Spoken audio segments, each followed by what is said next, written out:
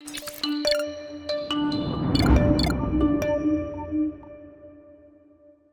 a very good afternoon from the Global Baku Forum. I'm here at Gulistan Palace, where just a few hours ago, President Aliyev of Azerbaijan gave the opening address, marking the official start of the event. 400 distinguished political figures, including at least 50 current and former presidents and prime ministers, are all here in Baku for discussions covering some of the most pressing issues on the planet, including multilateral diplomacy in a multipolar world, the future of the UN Charter, post-conflict reconstruction, and the critical role that so-called middle powers can play in shaping the new world order.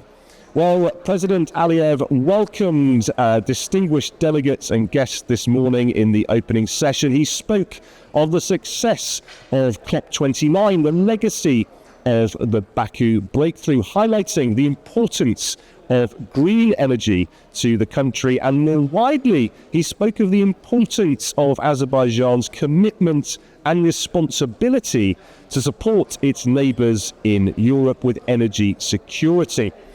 The president also went on to mention what he described as a coordinated fake news campaign during COP29, characterising Azerbaijan as a petrostate, despite Azerbaijan being responsible for just 0.1% of global gas emissions.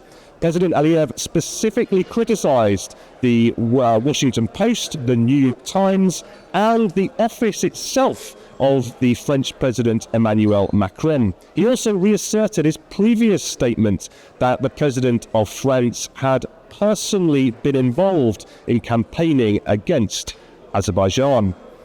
Well, Azerbaijan's president then went on to speak poignantly of the importance of not forgetting the suffering of people due to the Armenian occupation of Karabakh.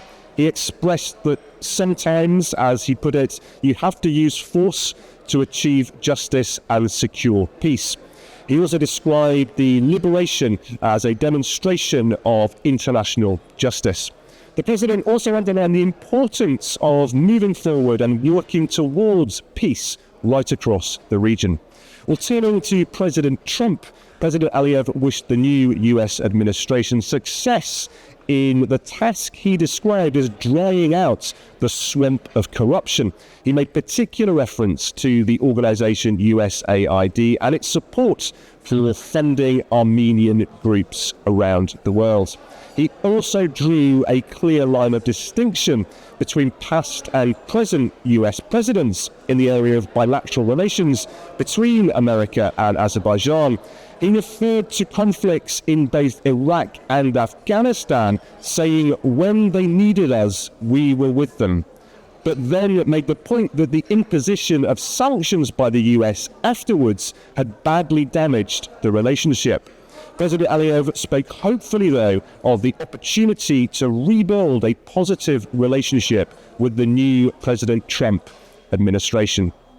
Now, we also heard today from other distinguished speakers, including the President of Albania, Bayram Begay. President Begay praised the friendly relationship between the two countries and commended the organisers, the NGIC, for bringing different perspectives together and advancing the cause of peace and global stability. He went on to champion the power of cooperation and dialogue to achieve global security and stability around the world. The chairwoman of the President of Bosnia and Herzegovina, Shelka Cijanovic, also spoke powerfully against prevailing attitudes of colonialism. She said, when discussing democracy and the new world, Bosnia and Herzegovina is seen as a colony and the only colony.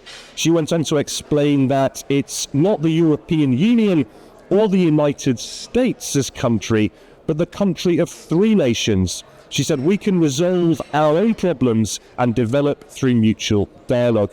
Well, the chairwoman also praised the Global Baku Forum by saying this forum serves as a platform for us to voice our challenges.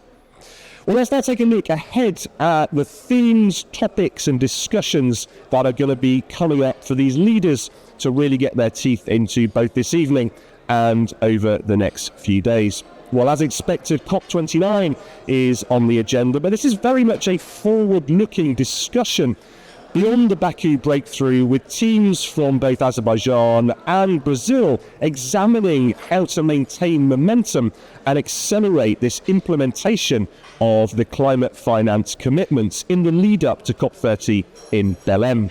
Well, the future of Europe will also be a hot topic for discussion. What role can countries outside the EU play when it comes to tackling stagnating economic growth in the Eurozone, bolstering energy security? Plus, how can Europe effectively manage this rethink on defence spending promoted by a dramatic shift in foreign policy from US President Donald Trump? And seasoned world leaders and diplomats are not the only voices being heard here at the forum. One of the most anticipated sessions will be a panel called Let the Youth Speak, We Listen, a session specifically dedicated to amplifying the perspectives of younger people. So, and not on the agenda, a diverse and distinguished delegation with a great deal to discuss. So much interesting content for us to get stuck into. And AnewZ will be with you, keeping you updated at every stage here at the Global Baku Forum.